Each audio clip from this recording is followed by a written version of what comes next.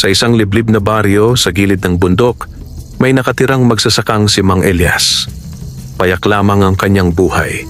Isang maliit na kubo, ilang tanim na palay at gulay, at isang malaking tapayan ng malamig na tubig sa harap ng kanyang bahay.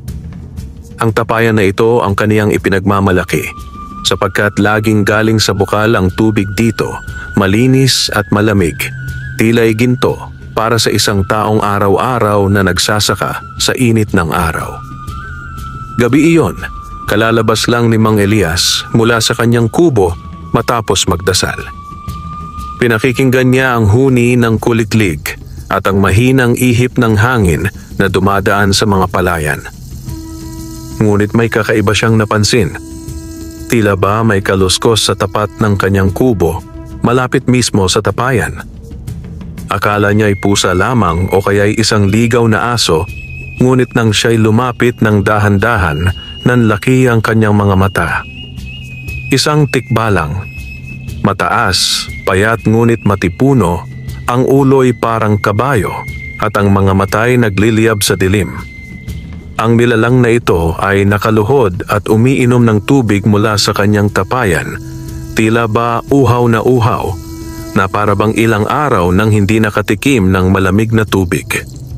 Ang mahabang buhok ng tikbalang ay basa sa pawis at ang bawat higop nito sa tapayan ay parang kulog na umuukil-kil sa dibdib ni Mang Elias. Nanlumo siya sa takot, ngunit pinilit niyang huwag lumikha ng ingay. Ngunit bigla, napalingon ang tikbalang at tumama ang matatalim na mata nito kay Mang Elias. Hindi ito agad gumalaw, para bang pinag-aaralan siya. Humigop muli ng tubig ang tikbalang bago nagsalita sa tinig na paos, ngunit malalim. "Salamat tao, sa tubig mong malamig. Matagal na akong pag-alagala at ang uhaw ay halos pumatay sa akin.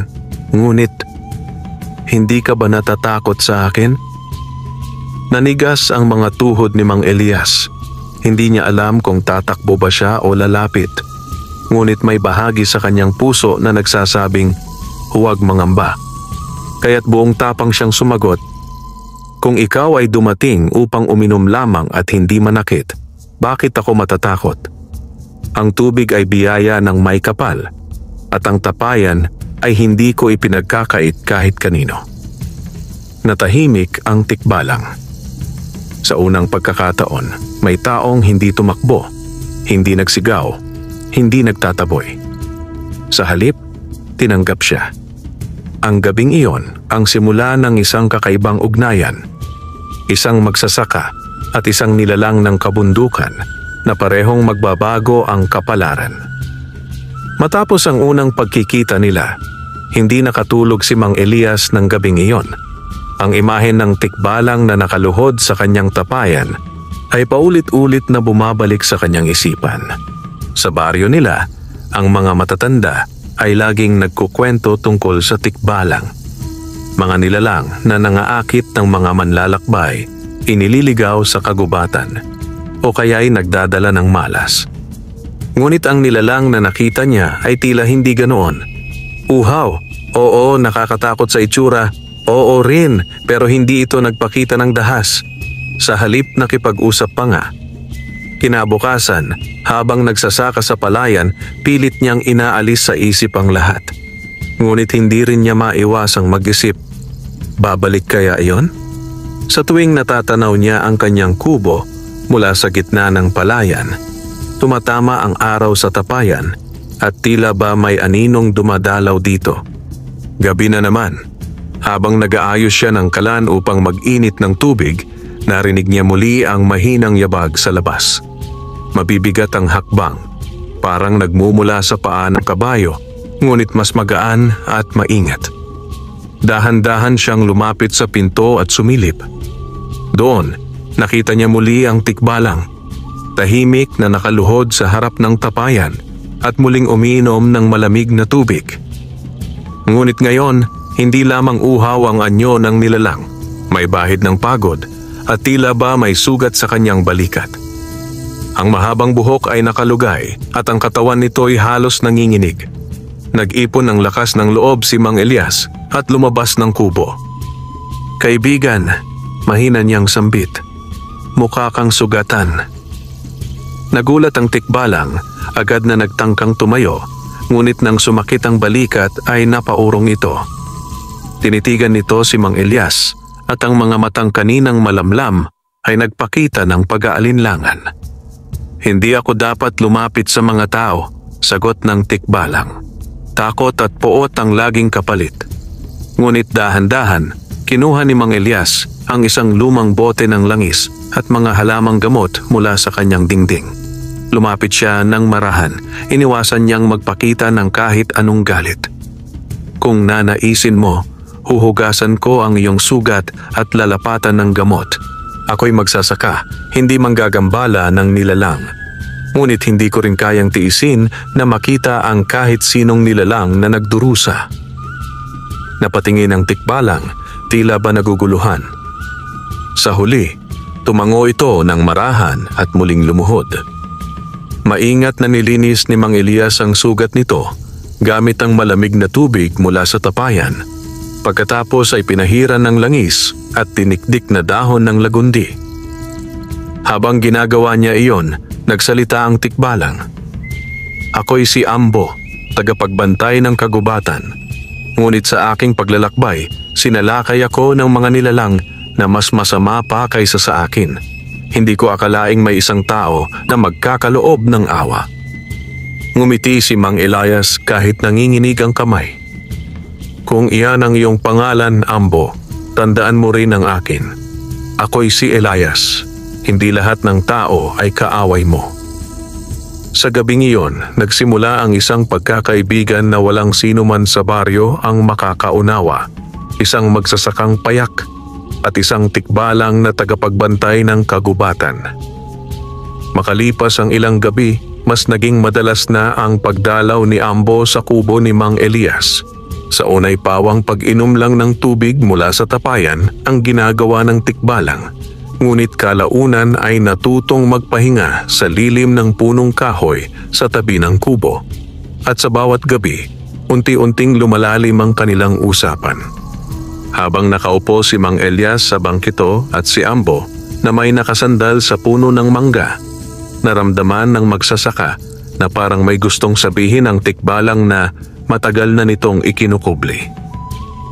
"Elias," wika ni Ambo na mabigat ang tinig. "Matagal nang hindi ako nagpapakita sa mga tao. Ang iba sa inyo, kapag nasilayan ako, ay agad na nag-aalay ng dasal at umaalis. Ang iba na may sumusubok akong habulin gamit ang apoy o patalim. Ngunit ikaw ang unang nagpakita ng awa." Napayuko si Mang Elias, marahang hinaplos ang putik na dumikit sa kanyang mga palad. "Ambo," tugon niya, "hindi ko may paliwanag kung bakit. Siguro'y dahil nakita kitang uhaw at sugatan. Sa akin, ang pagkauhaw at sakit ay hindi dapat ipagkait na guminhawa kahit sino ka pa." Humugot ng malalim na hininga ang tikbalang bago nagsimulang magkwento. "Ang kagubatan na aking pinagmulan ay hindi tulad noon. Noong una, payapa ang lahat, mga ibon, mga hayop at mga nilalang tulad ko. Kami ang mga bantay ng gubat, tinitiyak naming hindi sumusobra ang tao sa pagkuha ng yaman ng kalikasan. Ngunit dumating ang isang panahon na ang mga nilalang ng dilim, mga aswang at sigbin, ay nagsimulang maghasik ng takot. Pinutol nila ang mga punong sagrado, inagaw ang mga hayop na dapat ay aming pinapangalagaan. Ako'y lumaban, ngunit sinalakay nila ako at sugatan akong nakatakas." Nanlaki ang mga mata ni Mang Elias.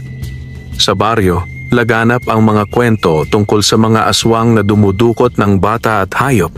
Ngunit ngayon, mismong isang tikbalang ang nagpapatunay sa kanila. "Kung gayon," ani Elias, "ang iyong sugat ay galing sa kanila." Tumango si Ambo. Mabigat ang bawat galaw ng kanyang ulo. "At kung hindi dahil sa iyong tubig at gamot, malamang ay hindi ko na nakayanan. Ngunit Elias, kailangan kong bumalik sa kagubatan.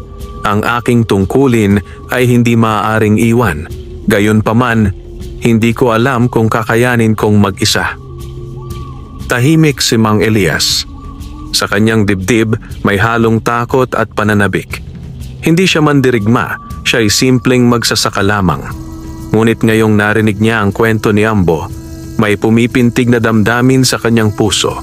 Isang tinig na nagsasabing baka siya ay may papel din sa laban ng kagubatan.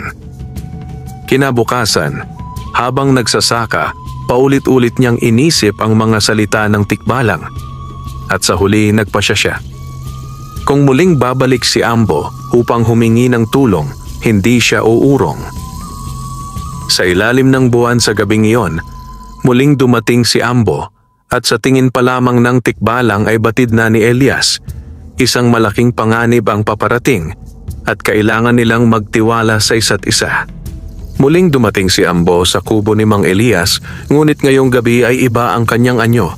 Hindi na lamang isang sugatang nilalang na humihingi ng tulong, kundi isang bantay ng kagubatan na may daladalang mabigat na balita. Ang kanyang mga mata ay naglalagablab sa ilalim ng buwan at ang mga ugat sa kanyang braso ay tila naninigas sa matinding kaba. Elias, bulalas ni Ambo. Hindi naligtas ang kagubatan. Ang mga nilalang na dati nagkukubli sa dilim ay nagsisimula ng magpakita. Ang mga aswang ay nagtatagpo sa gitna ng gubat, may binabalak silang masama. Ang mga hayop ay naglalaho at ang mga puno ay nagbubuwal kahit walang hangin. Ang kagubatan ay humihingi ng tulong. Kinabahan si Mang Elias, ngunit pinilit niyang maging matatag. Ngunit ano ang magagawa ko, Ambo? Ako'y isang magsasaka lamang, hindi isang mandirigma. Wala akong sandata kundi ang aking itak na ginagamit ko sa bukid. Ngumisi ang tikbalang, isang ngisi na puno ng respeto at paghanga. Hindi laging lakas ang kailangan, Elias, kundi tapang at puso.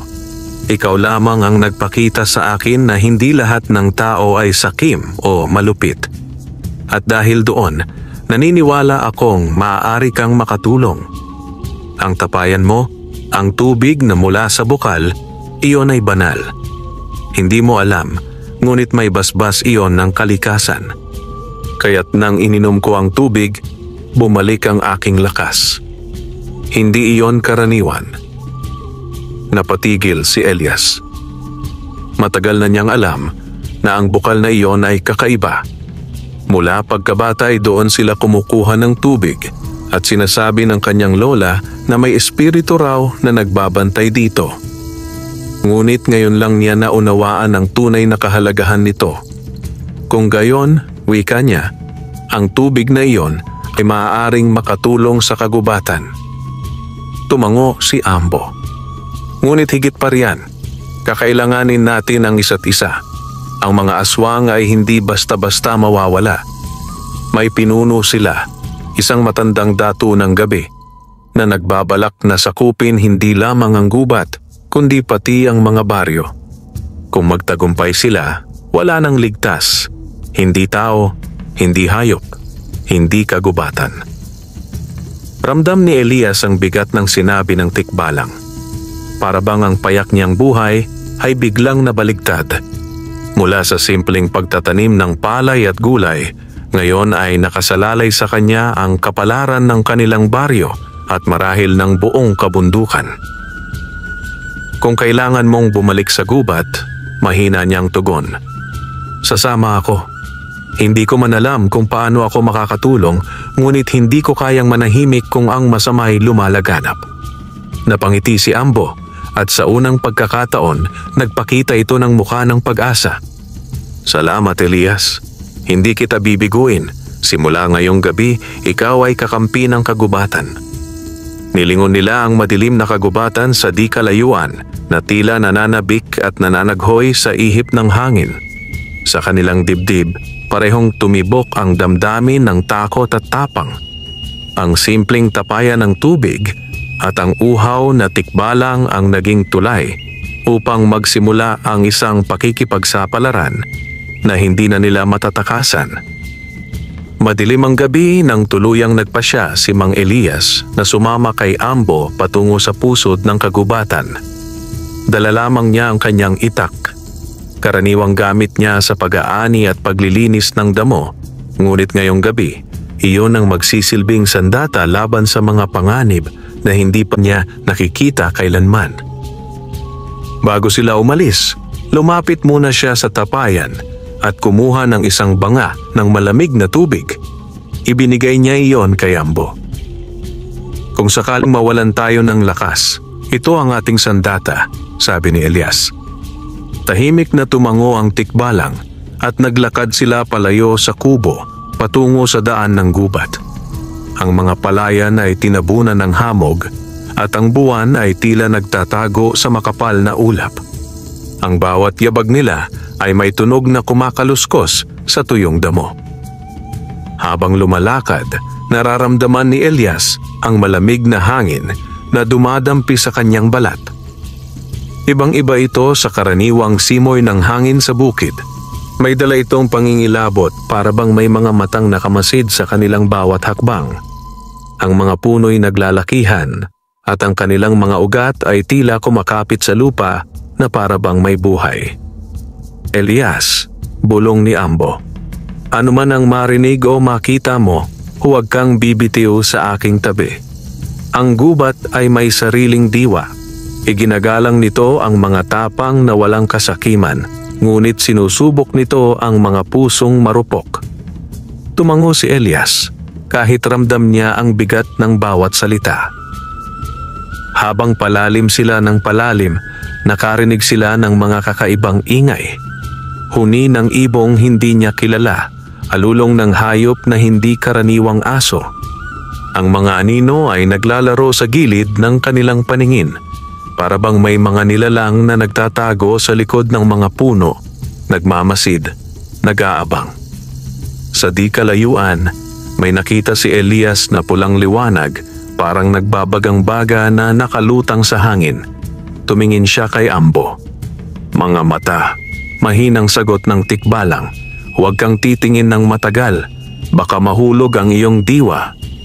Mabilis niyang iniwas ang tingin, ngunit ramdam niya ang biglang pagbigat ng kanyang katawan, para bang may gustong sumipsip ng kanyang lakas.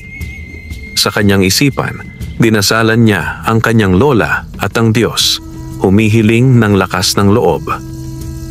Makalipas ang ilang oras ng paglalakad, narating nila ang isang maliit na dambana na gawa sa batong lumang-luma.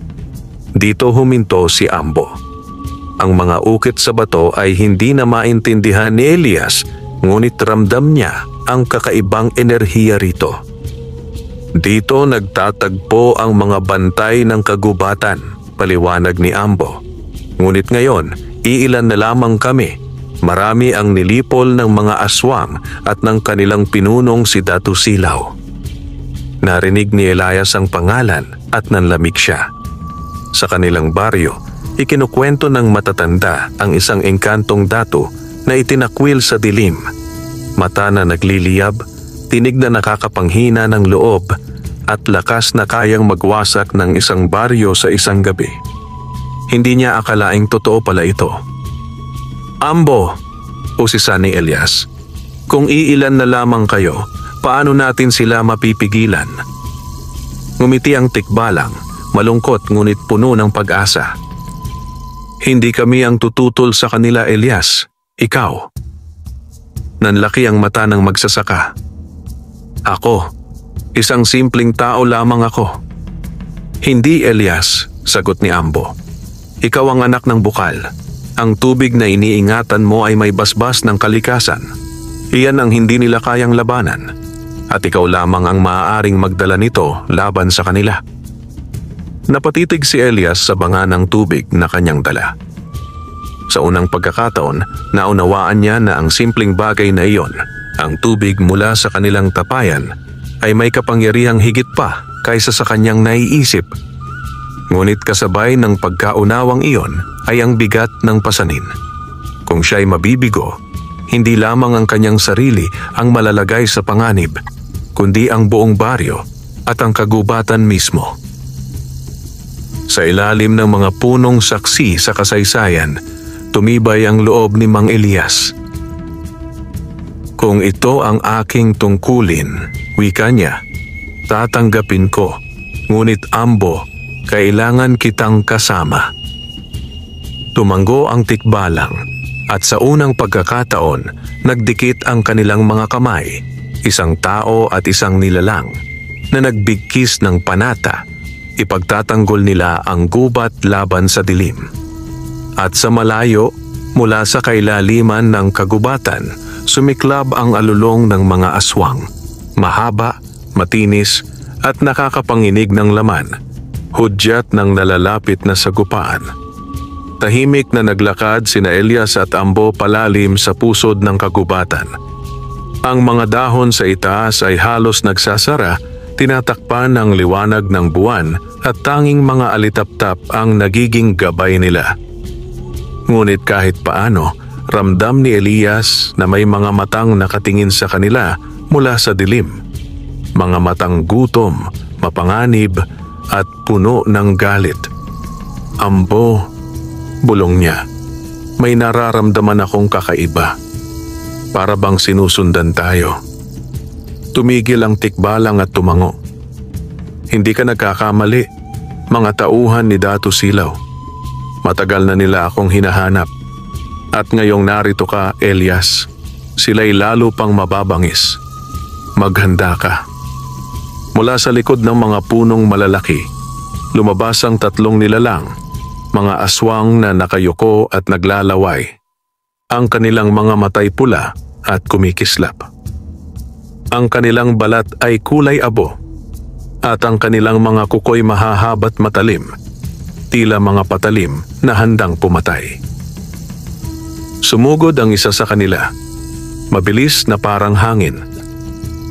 Muntik nang tamaan si Elias kung hindi siya natulungan ni Ambo na agad humarang at tinulak ang halimaw palayo gamit ang kanyang malakas na binti. Tumilapon ang aswang at bumagsak sa ugat ng isang puno, ngunit agad itong bumangon at muling nagngangalit. "Huwag kang humiwalay sa akin, Elias," sigaw ni Ambo. Ngunit bago pa siya makasagot, ang isa pang aswang ay biglang lumundag mula sa itaas. Napaatras si Elias at sa takot, naitaas niya ang kanyang itak. Sa isang iglap, naputol ang braso ng halimaw at umalingaw-ngaw ang nakakasulasok nitong hiyaw. Gulat si Elias sa kanyang nagawa, nanginginig ang kamay at halos bumigay ang tuhod. Ngunit pinilit niyang manatiling matatag. "Elias!" sigaw ni Ambo.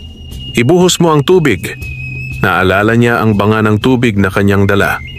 Agad niyang binuksan at isinaboy sa isa pang aswang na paparating. Sa sandaling dumikit ang tubig sa balat nito, agad itong umusok at natunaw na parang pinaso ng apoy. Napasigaw ito sa sakit at tumakbo palayo, iniwan ng amoy ng nasusunog na laman. Ngunit hindi pa tapos ang lahat. Ang natitirang dalawang aswang ay nag-alab sa galit.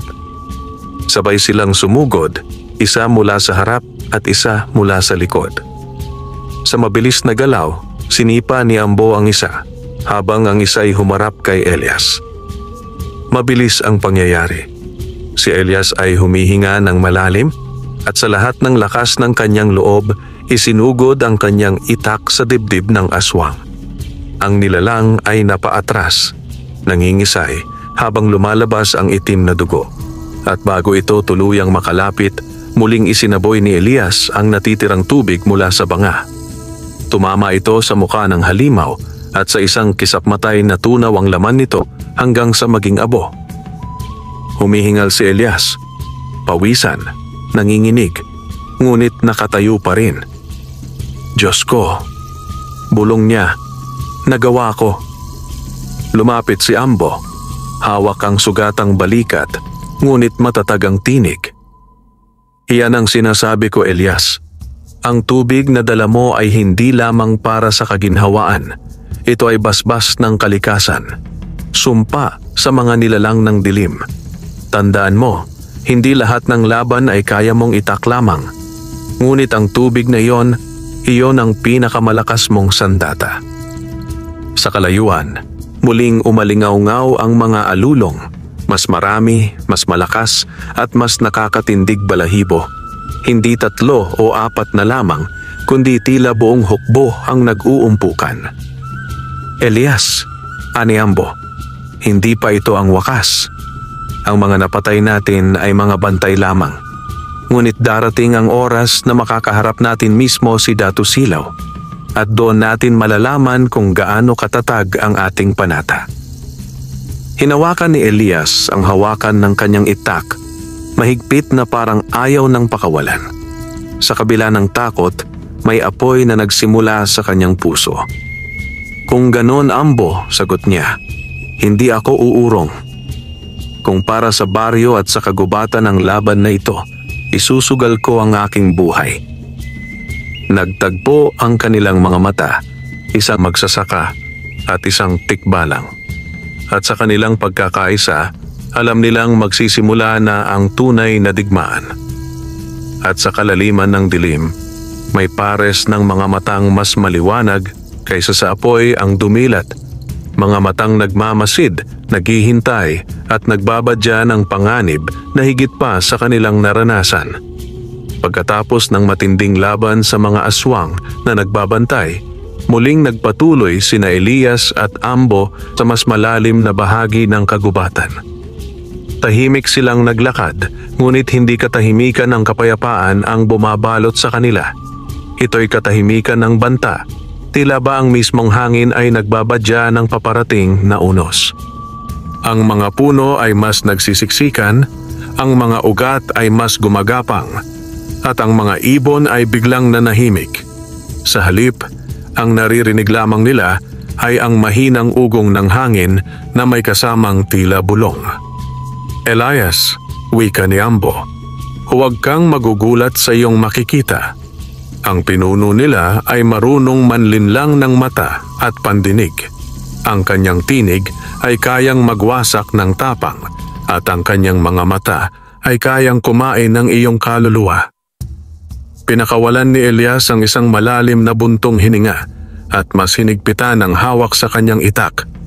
Kung gayon, lalo kong iingatan ang aking sarili. Huwag kang mangamba, Ambo. Hindi ako susuko. Sa gitna ng kagubatan, biglang lumitaw ang kakaibang liwanag. Parang apoy na nagliliyab sa hangin, ngunit hindi nagbubuga ng init. Ang liwanag ay unti-unting nag-anyong nilalang. Isang matangkad na lalaki, payat ngunit matikas, ang balat ay parang abo, at ang mga mata ay nagliliyab na parang baga.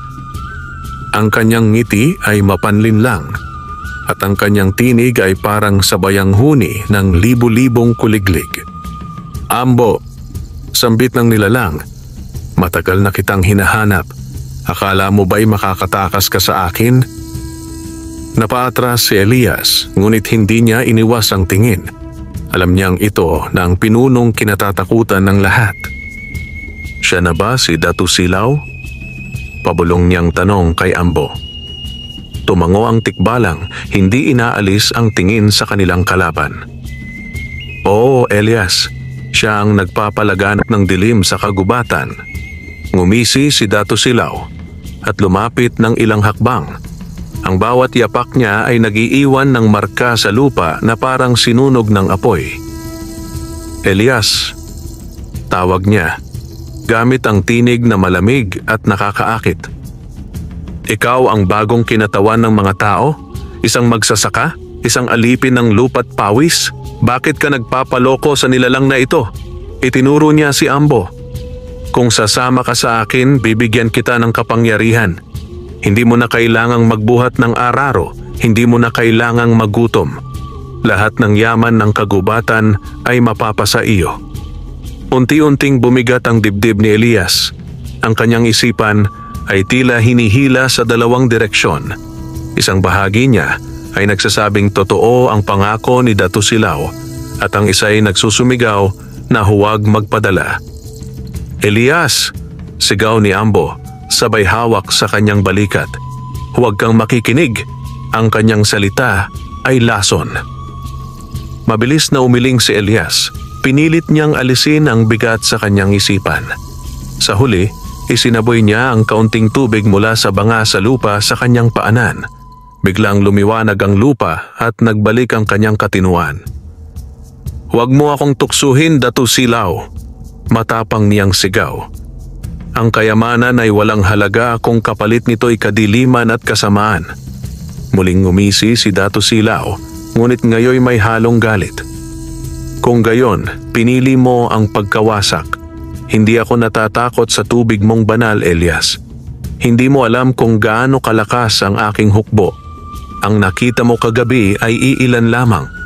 Kapag dumating ang aking buong lahi, kahit ang tapayan mo ay hindi ka maililigtas." Itinaas niya ang kanyang mga kamay at mula sa paligid ay lumabas ang mga anino. Mga nilalang na parang usok. May mga mata, ngunit walang anyo.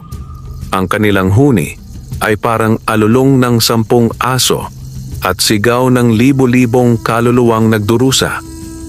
"Maghanda kayo," wika ni Datu Silaw. "Ito pa lamang ang simula." At sa isang kisap mata, naglaho siya. Iniwan sina Elias at Ambo na napapalibutan ng mga aninong nagbabadya ng bagong laban. Humugot ng malalim na hininga si Elias. At sa kabila ng takot ay tumayo siyang matatag. "Ambo," anya, "kung ito pa lamang ang simula, kailangan nating pagtibayin ang ating panata. Hindi tayo pwedeng umatras." Tumango ang tikbalang at sa kanilang pagkakatitig, nabuo ang mas matibay na samahan. Hindi na lamang sila magsasaka at nilalang ng kagubatan. Sila na ngayon ay magkakampi laban sa kasamaan ng dilim. At habang umiihip ang hangin ng kagubatan, ramdam nilang hindi na sila ligtas kailanman. Napapalibutan sina Elias at Ambo ng mga nilalang na parang usok, itim, malamig at naglalagablab ang mga mata sa pulang liwanag. Ang kanilang anyo'y walang hugis, ngunit ang kanilang mga galaw ay mabilis at nakapangingilabot. Ang bawat paglapit nila ay parang pagdampi ng yelo sa balat at ang kanilang tinig ay nagmumukhang alulong ng mga ligaw na kaluluwa. "Mga anino ng gabi," bulong ni Ambo, "handa ang mga kamao." Sila'y mga kaluluwang bihag ni Datu Silaw, ginawang alipin ng dilim. Hindi sila ganap na buhay, ngunit hindi rin ganap na patay. Kinilabutan si Elias. Hawak niya ang kanyang itak, ngunit ramdam niyang walang laman na laman ng mga nilalang. Paano ko sila lalabanan kung usok ang kanilang katawan? Isa sa mga anino biglang sumugod kay Elias. Lumusot ito sa kanyang braso at agad niyang naramdaman ang matinding lamig na dumaloy sa kanyang katawan, parang pinipiga ang kanyang kaluluwa. Napaluhod siya sa sakit. "Elias!" sigaw ni Ambo. Kaagad niyang tinadyakan ang anino, ngunit sa halip na tumilapon, nagkalasaw ito at muling bumalik sa hugis. Hingal na hingal si Elias, ngunit naalala niya ang banga ng tubig na hawak. Mabilis niyang binuksan at isinaboy ang ilang patak sa paligid. Sa sandaling tumama ang banal na tubig sa lupa, nagliyab ito ng liwanag na parang apoy at ang aninong nakalapit sa kanya ay napasigaw at naglaho. "Ambo!" sigaw niya. "Ang tubig, iyon ang susi." Mabilis na kumilos si Ambo. Kinuha ang isa pang tabo ng tubig mula sa banga at isinaboy sa mga aninong papalapit. Parang mga insektong nadarang, ang ilan ay nagliyab at naglaho, ngunit mas marami pa ang nagsimulang magpakita. "Hindi sila matatapos," wika ni Ambo, "hanggat hindi natin natatapos ang kanilang pinagmulan." Ngunit hindi na sila binigyan ng oras ng mga nilalang. Sabay-sabay na sumugod ang mga anino. Isa'y dumapo sa balikat ni Ambo, isa na may sumiksik sa likod ni Elias. Ramdam nilang kapwa bumibigat ang kanilang katawan, para bang may kumakain sa kanilang lakas. "Hindi tayo tatagal kung ganito," sigaw ni Elias. Napaisip siya. Kung patak lamang ng tubig ang nakakaubos sa kanila, paano kung buong banga?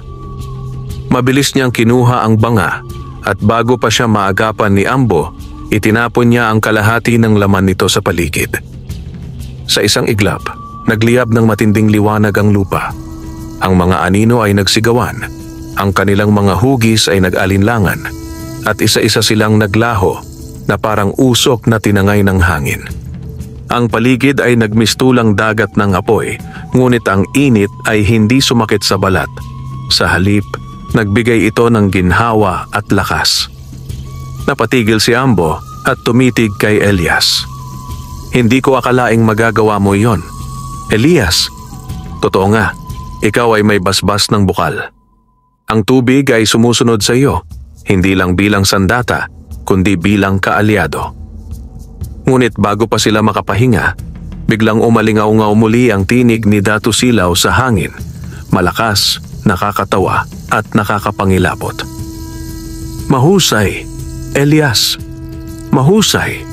Ngunit huwag mong isipin na sapat na yan upang talunin ako. Ang mga anino ay mga laruan lamang. Kung ang liwanag mo'y makakapagtapos sa kanila, mas lalo kong nanaisin ang iyong pagkatalo. Huwag kang magkakamaling isipin na ligtas ka." Kasabay ng tinig ay ang unti-unting panginginig ng lupa. Ang mga puno ay nag-aalugan at mula sa malayo ay narinig nila ang mabibigat na yabag. Hindi na anino, kundi mga nilalang na may laman at buto. Mula sa dilim, lumitaw ang tatlong higanteng nilalang. Mga aswang na mas malalaki, mas matitindi ang anyo kaysa sa kanilang nakaharap. Ang kanilang balat ay makapal, parang batong nababalutan ng dugo, at ang kanilang mga bibig ay punong-puno ng matutulis na ngipin. "Elias," maring sabi ni Ambo, "ito na ang tunay na pagsubok. Ang mga ito ay mga alagad na direkta ng pinadala ni Datu Silaw." Humigpit ang hawak ni Elias sa kanyang itak at sa natitirang kalahati ng banga ng tubig. Sa kanyang dibdib, naglalaban ng takot at tapang, ngunit mas malakas ang kanyang paninindigan. "Kung ito ang hinihintay na laban," sagot niya, "hindi ako uurong." At sa gabing iyon, sa ilalim ng madilim na kalangitan, nagsimula ang sagupaan ng tao, tikbalang, at mga halimaw ng dilim, isang laban na magtatakda kung may pag-asa pa ang kagubatan. Nanginginig ang lupa habang papalapit ang tatlong higanteng alagad ni Datu Silaw. Ang kanilang mga anino ay kumakain sa liwanag ng buwan, at ang kanilang huni ay parang pinagsamang alulong ng lobo at daing ng bangkay. Ang bawat isa sa kanila ay halos kasing laki ng punong niyog, at ang kanilang mga mata ay kumikislap sa pula, tila gutom na gutom sa laman. Si Ambo ay agad na pumanig sa tabi ni Elias, nakayuko at nakahanda ang mga kamao. "Elias," bulong niya, "ang mga ito'y hindi na basta-basta aswang. Sila'y mga piling alagad, mga katawan ng dating mga mandirigma na binuhay ng sumpa ni Datu Silaw. Hindi sila madaling patumbahin." Humigpit ang hawak ni Elias sa kanyang itak at sa banga ng tubig. "Kung ganoon," sagot niya, "mas lalo kong hindi sila tatakasan." Ang unang higante ay sumugod at sa isang hampas ng kamay ay muntik nang madurog ang buong katawan ni Elias kung hindi siya agad nahila ni Ambo palayo. Tumama ang kamao ng halimaw sa lupa at ang ugat ng puno ay nagbitak-bitak parang lindol na dumaan. Mabilis na tumalon si Ambo at sinipa ang halimaw sa muka. Ngunit sa halip na matumba, ngumisi lamang ito at agad sinunggaban ang tikbalang.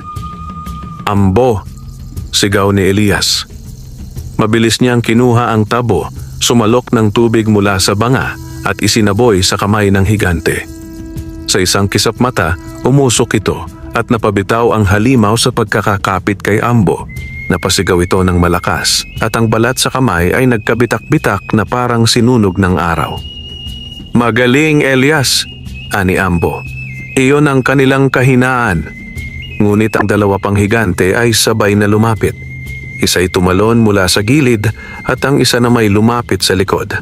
Sa laki nila, nagmistulang munting daga sina Elias at Ambo sa gitna ng tatlong halimaw. Sa mabilis na galaw, hinampas ni Ambo ang isa sa mga binti ng halimaw, dahilan upang ito'y bahagyang matumba. Ngunit bago pa siya makalayo, sumugod ang isa at tinamaan siya ng braso. Tumilapon ang tikbalang sa isang puno at napangiwi sa sakit. "Ambo!" sigaw ni Elias, halos manghina sa takot. Ngunit wala na siyang oras. Ang isa pang higante ay nakalapit na at ibinaba ang 2 kamay na parang malalaking bato. Sa desperasyon, itinapon ni Elias ang kalahating laman ng banga sa katawan ng halimaw. Sa sandaling tamaan ito ng tubig, nagsimulang mangitim at mabiyak ang balat nito. Nagsisigaw ito ng nakakasulasok na tinig at bumagsak sa lupa, unti-unting naglaho hanggang maging abo. Napahinto si Elias, hingal na hingal. "Isa na lang," bulong niya sa sarili. Ngunit ang natitirang 2 higante ay mas nagngalit. Ang sugatan ay muling tumindig at sabay silang sumugod. Hinawakan ni Elias ang natirang laman ng banga. Isang dakok na lamang ng tubig ang natitira. "Ambo!" sigaw niya. "Kailangan kong pagkakataon." Tumayo ang tikbalang, sugatan ngunit matatag. "Sige Elias, ako ang bahala sa isa, tapusin mo ang isa pa." Sumugod si Ambo at sinalubong ang pinakamalaking higante, nakipagsalpukan ng lakas. Ang kanilang banggaan ay nagpagalaw sa mga punong nakapaligid. Samantala, ang isa namang halimaw ay humarap kay Elias. Humigpit ang hawak ng magsasaka sa kanyang itak. Sa bawat hakbang ng halimaw, naramdaman niya ang bigat ng kanyang hininga, ang kaba sa dibdib, ngunit hindi siya umatras. Nang bumaba ang kamay ng halimaw, mabilis siyang lumusot sa gilid at isinaksak ang kanyang itak sa hita nito. Umungal ang halimaw at halos mahulog sa lupa, ngunit hindi pa iyon sapat. Alam ni Elias na ang tanging paraan upang matapos ang laban ay ang banal na tubig. Itinaas niya ang tabo at sa huling patak ng tubig mula sa banga, isinaboy niya ito sa mukha ng halimaw. Sa isang iglap, parang tinamaan ng araw ang nilalang. Nagsigaw, nagliyab at tuluyang naging abo. Huminga ng malalim si Elias, nanginginig ngunit matatag. Lumapit siya kay Ambo na halos nakaluhod na sa pagod at sugat ngunit nakangiti. "Dalawa," wika ng tikbalang. "Dalawa sa kanilang 3 ang iyong pinabagsak. Hindi ako nagkamali sa iyo, Elias. Ang tapayan mo, ang bukal, ikaw ang tunay na anak ng liwanag." Ngunit bago pa sila makapahinga, muling narinig nila ang tinig ni Dato' Silao, mas malakas at mas malupit kaysa dati. "Mahusay, Elias." Ngunit hindi pa dito nagtatapos. Ang 3 alagad ay mga bantay lamang. "Sa susunod, ako mismo ang iyong makakaharap. At sa oras na iyon, ni ang tubig mo, ni ang tikbalang mong kaibigan ay hindi ka maililigtas." Nagalon ang hangin at muling nagbalik ang katahimikan ng gubat. Ngunit sa dibdib ni Elias, alam niyang hindi na sila ligtas. Ang tunay na labanan ay paparating. Nang matapos ang sagupaan laban sa 3 higante ng dilim, halos bumigay ang katawan ni Elias. Ang kanyang mga kamay ay nanginginig at ang kanyang dibdib ay halos sumabog sa hingal. Ngunit sa kabila nito, matibay pa rin ang kanyang paninindigan. Sa kanyang tabi, si Ambo ay sugatan. May mga gasgas at pasa sa buong katawan, ngunit ang mga mata ay nagliliyab ng determinasyon. Tahimik ang kagubatan. Ngunit ang katahimikan ay hindi kapayapaan, kundi hudyat ng mas malaking unos. Ang mga punong kahoy ay tila nakatungo at ang mga ibon ay hindi man lang naglalakas loob na umawit. Ang hangin ay mabigat at tila may mga matang nagmamasid mula sa bawat anino. "Elias," wika ni Ambo, mahina ngunit matatag. "Oras na. Narito na siya." At mula sa gitna ng kadiliman, muling lumitaw ang liwanag na parang nagbabagang apoy. Dahan-dahan itong nag-anyong tao hanggang sa mabuo ang nakakatindig balahibong anyo ni Dato' Silao. Ang kanyang mga mata ay tila 2 araw na pula. at ang kanyang katawan ay nababalutan ng itim na usok na parang buhay. Elias, sambit ni Datu Silaw, ang kanyang tinig ay parang sabayang huni ng libu-libong kaluluwang umiiyak. Maraming taon akong naghintay ng tulad mo. Isang taong may basbas ng bukal. Ngunit sa halip na lumapit sa akin, pinili mong maging alipin ng kahinaan. Lumapit siya at sa bawat hakbang ay nagkakabitak-bitak ang lupa. Sumama ka sa akin, Elias. Gamitin natin ang kapangyarihan ng tubig upang palawakin ang aking kaharian. Ikaw ang magiging kanang kamay ko at maghahari tayo sa kagubatan, sa baryo, sa lahat ng nilalang. Humigpit ang hawak ni Elias sa kanyang itak. Hindi! Ang kapangyarihan ng tubig ay para sa buhay, hindi sa kasamaan. Kung iyan ang iyong nais, mas pipiliin kong mamatay kaysa magpakasama. Napangisi si Datu Silaw at sa isang iglap sumalakay siya. Ang kanyang mga kamay ay nagmistulang mahahabang kuko ng bakal at ang kanyang galaw ay parang kidlat. Muntik nang tamaan si Elias kung hindi siya naitulak ni Ambo palayo. Sumugod si Ambo at sinubukan siyang sapakin, ngunit sinalubong siya ng isang hampas ng dilim. Tumilapo ng tikbalang at bumagsak sa lupa, nanginginig ang katawan. Ambo! Sigaw ni Elias, ngunit wala siyang oras. Si Datu Silaw ay muli nang papalapit at ang kanyang mga mata ay tumatagos sa kaluluwa ng magsasaka. Naramdaman ni Elias ang bigat sa kanyang dibdib, para bang may humihigop ng kanyang lakas. Ang kanyang mga tuhod ay nanghina at ang kanyang paningin ay nagdilim. Ngunit bago siya tuluyang bumagsak, naramdaman niya ang malamig na tubig mula sa kanyang banga. Ang natitirang kaunting laman nito ay tila nagningning, parang may sariling buhay. Naalala niya ang mga salita ng kanyang lola noong siya ay bata pa. Anak, ang tubig mula sa bukal ay hindi lamang nagbibigay buhay sa katawan. Ito rin ay biyaya na nagtataboy sa dilim. Ingatan mo ito, sapagkat balang araw, ito ang magliligtas sa iyo. Kumislap ang kanyang mga mata. Tumayo siya at sa lahat ng lakas, itinapon niya ang natitirang tubig sa banga diretso sa mukha ni Datu Silaw. Sumigaw ang pinuno ng mga aswang, isang hiyaw na nagpagalaw sa buong kagubatan. Ang kanyang balat ay nagsimulang pumutok, ang kanyang usok ay nagkahiwa-hiwalay, at ang kanyang mga mata ay nawalan ng liwanag. Hindi. Maaari ba itong mangyari? Sigaw ni Datu Silaw habang unti-unti siyang natutunaw sa liwanag. Ngunit hindi tumigil si Elias. Ginamit niya ang kanyang itak at isinaksak ito sa puso ng halimaw. Sa sandaling iyon, sumabog ang liwanag mula sa katawan ni Datu Silaw, naglaho ang dilim at ang kanyang hiyaw ay umalingaw-ngaw hanggang sa mawala. Tahimik ang lahat. Ang kagubatan ay parang muling huminga. Ang mga puno ay nagunat ng kanilang mga sanga at ang mga ibon ay muling umawit. Napasandal si Elias sa isang puno, pagod at halos mawalan ng malay. Lumapit si Ambo, sugatan ngunit nakangiti. Nagawa mo, Elias, ang kagubatan ay ligtas dahil sa iyo. Ngumiti si Elias kahit nanginginig ang labi. Hindi, dahil sa akin lamang, dahil sa bukal, at dahil may kaibigan akong tulad mo. Tumango si Ambo at sa kanilang pagkakatingin, alam nilang tapos na ang isang yugto, ngunit hindi pa ang lahat. Sapagkat habang may dilim sa mundo, ang liwanag ay kailangang manatiling gising. Bumalik si Elias sa kanyang kubo, dala ang bagong tapayan ng tubig mula sa bukal. Sa tuwing titingin siya rito, naaalala niya ang laban, ang tikbalang na si Ambo at ang panatang kanilang binuo. At sa katahimikan ng gabi, sa ilalim ng buwan, naririnig niya ang tinig ng kagubatan.